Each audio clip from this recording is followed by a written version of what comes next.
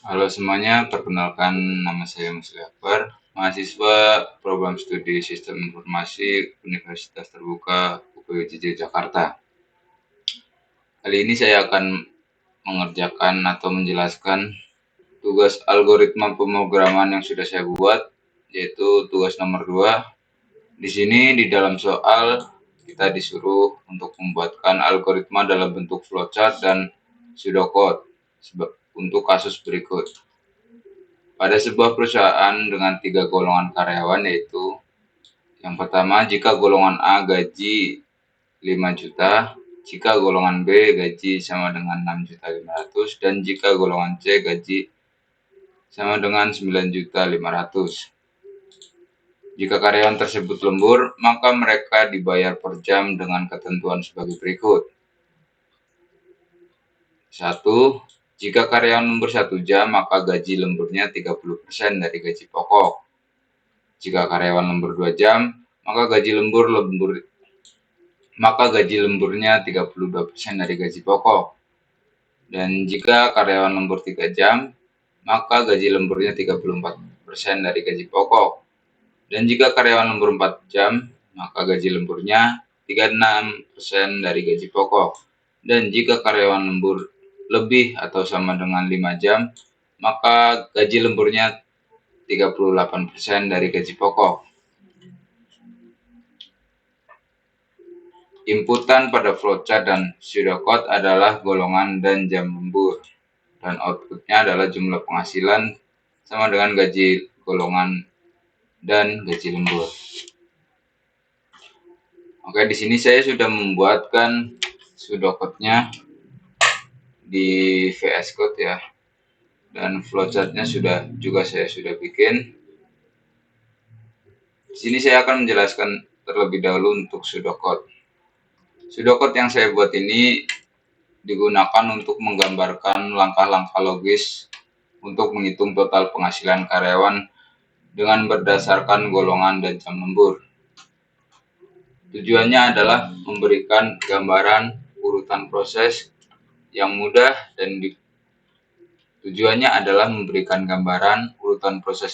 dipahami sebelum diubah menjadi bahasa pemrograman yang sebenarnya, misalnya Java atau yang lainnya. Langkah pertama dalam pseudocode ini adalah menginput 2 data utama, yaitu golongan dan jam lembur.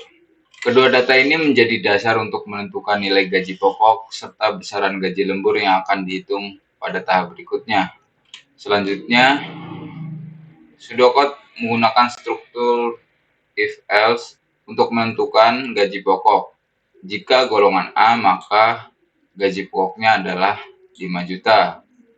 Jika golongan B, maka gaji pokoknya adalah 6.500.000. Jika golongan C, maka gaji pokok adalah 9.500.000.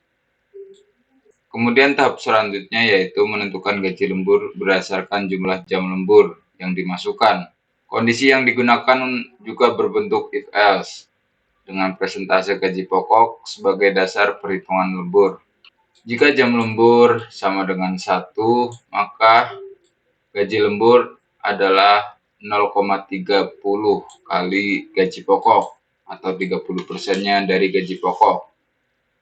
Di sini saya menggunakan angka desimal ya, untuk nanti bisa lebih mudah jika ingin membuat di bahasa pemrograman yang sesungguhnya.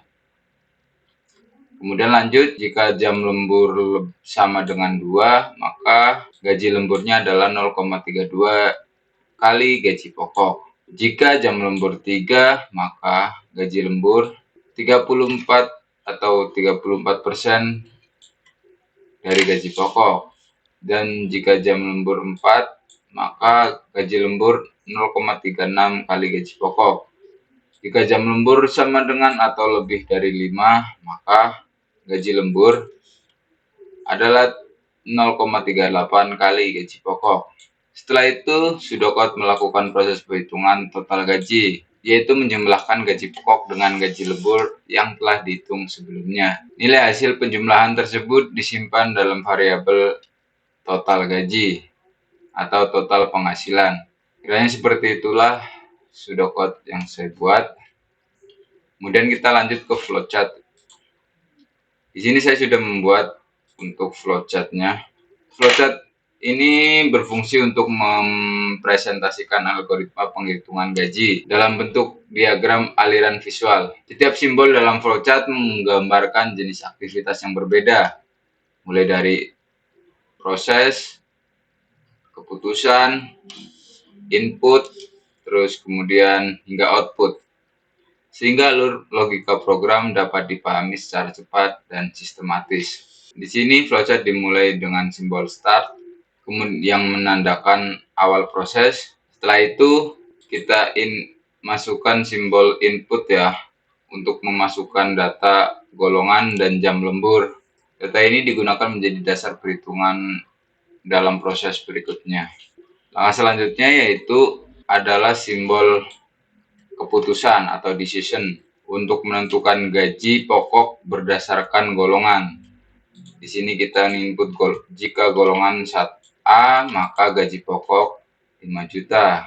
Kemudian kita membuat lagi decision jika golongan B maka gaji pokok adalah 6.500.000. Dan jika golongan C maka gaji pokok adalah 9.500.000. Putusan ini atau decision ini dilambangkan dengan lambang diamond ya, atau belah ketupat sebagai lambang keputusan atau pilihan. Kemudian tahapan berikutnya adalah proses penentuan gaji lembur berdasarkan jumlah jam lembur yang didapat karyawan. Dalam bagian ini, flowchart menggunakan beberapa keputusan berurutan untuk menentukan presentasi lembur yang sesuai. Seperti di sini ada jika lembur 1 jam, lembur 2 jam, terus lembur 3 jam, lembur 4 jam, dan yang terakhir lembur lebih atau sama dengan 5 jam. Kemudian di sini diproses jika lembur